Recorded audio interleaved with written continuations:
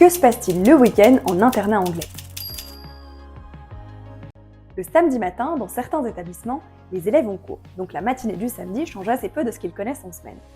Lorsqu'ils n'ont pas cours, les élèves font généralement leurs devoirs ou participent à des activités extrascolaires qui varient selon les écoles.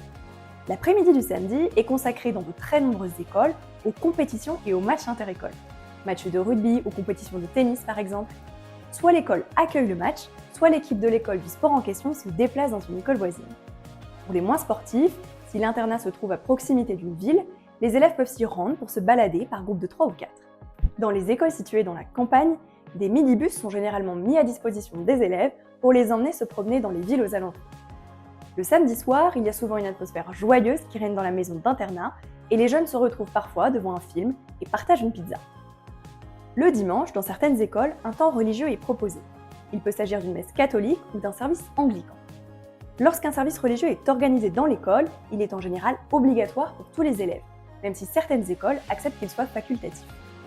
Qui dit dimanche dit également brunch dans la plupart des écoles anglaises, pris généralement un peu tard dans la matinée, il offre un vaste choix salé et sucré aux élèves.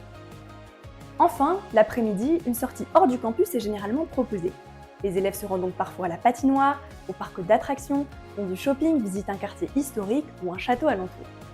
Ces sorties sont généralement optionnelles, mais nous recommandons fortement aux enfants de s'y inscrire.